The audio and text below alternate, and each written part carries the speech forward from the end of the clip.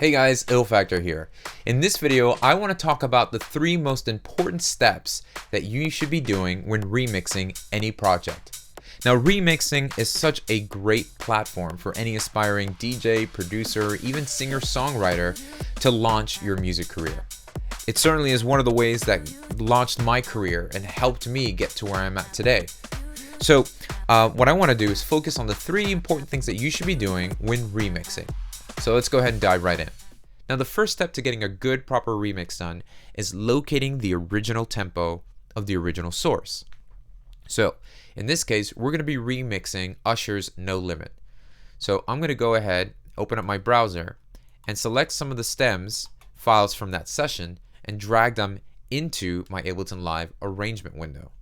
And there's a specific reason why we're going to do this. So if you click multiple files and drag them into the arrangement window in Live, you'll notice that Live will try to add each individual file in one audio track. So to kind of bypass this, you can just simply hit the command button, and this will create each individual track for each individual file. So go ahead, while holding command, drag that into your arrangement window. As you can see, Ableton Live has now given you each individual track for every stem that you've dragged in there. This saves time rather than just manually dragging and dropping each individual file. Next thing we do is we want to make sure that all these stems are not warped. We want them unwarped, untampered, because the goal here is to locate the original tempo.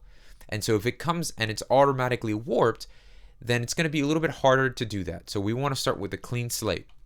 So what we do is just go ahead and highlight all the stems together. So just click the first track on the top, which would be audio 2, and I'll scroll all the way down to the bottom to audio 14 while holding shift, and that's going to select everybody.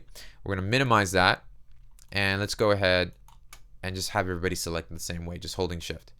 Now we can group warp or group unwarp. As you can see, once you have more than one file selected, on the bottom left hand corner you can actually globally control what happens to all those files that are being selected. So for instance, if you select 3 files and you decide to warp just those 3, you can do that by just selecting the 3 files, going over here and clicking warp, and it'll warp those 3 files.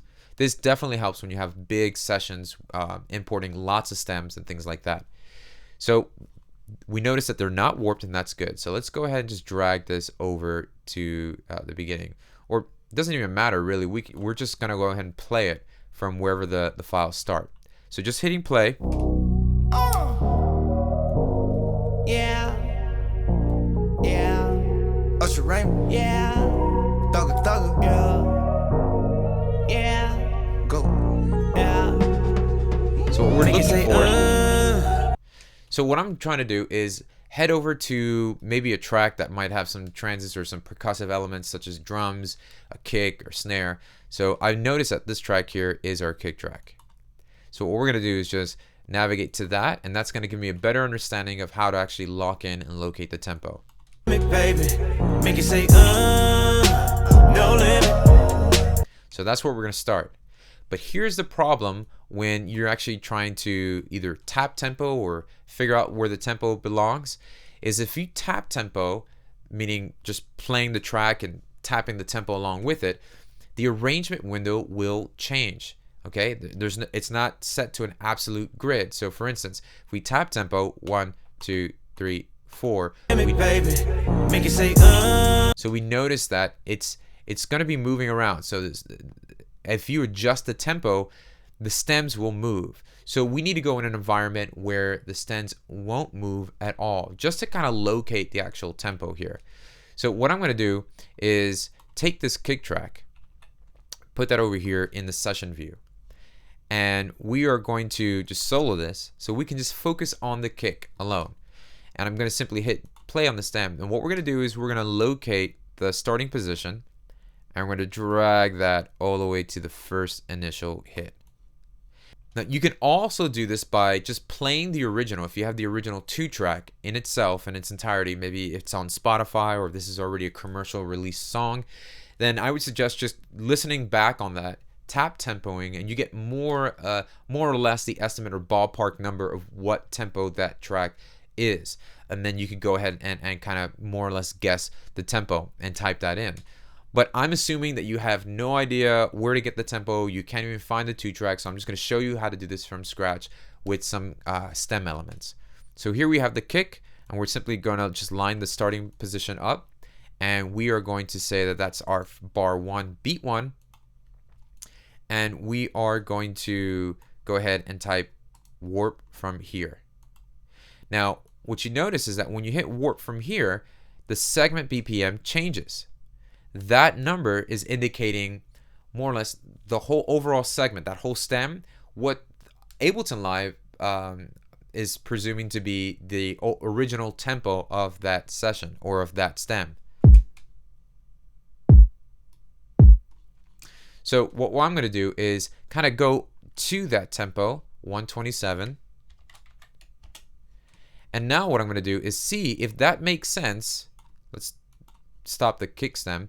Let's see if that makes sense if we go ahead and position all the stems here at the very beginning. Let's hit back to the arrangement button so we can play the stems in the arrangement and turn our metronome on. Yeah. Yeah. Usher Raymond. Yeah. Thugger, thugger. Yeah. And you can now see, you just take a look at the kick and you can see if it's lining up. So let's go over to that kick track and now let's go ahead and hit the play button. No limit. I see murder that. So you saw how I was able to just grab the kick stem, bring that into the session view. And the reason why we're moving to the session view is because the session view won't shift in the grid. Let me break it down to you like this. In the arrangement window, you notice how the grid would change no matter what tempo, and so the stem itself was moving. So there's no absolute timeline to work with. So we bring it into the session view so that no matter what tempo you change it to, it actually stays fixed. All right? So now that we know that the original tempo is at 127, we can now go ahead and highlight all of the stems and warp them, because they are being warped to the current timing. And this is where we want to be. Once everything is warped to 127, we now have the freedom to change the tempo and move everything to whatever tempo we desired it to be. So if we wanted it to be faster, we can now change it from beats to complex pro, just to give a bit more integrity in the quality of warping. And let's go ahead and change the tempo. We're at 127. We can go to 145. And so that's No limit. I see murder that. So now we have the freedom to move wherever we want depending on what direction we're heading with our remix. So that's the first step, is to locate and understand the original tempo of the original source. That way we have somewhat of a guide to start with when it comes to warping our stems and then moving towards where we want to go with our remix. So we just covered one of the most important things that you should be doing when remixing any project. If you want to go ahead and watch the next step, click the link in the description box below to do that. I also want to encourage you to subscribe so you can keep up to date with all the videos I'm going to be doing from here on out.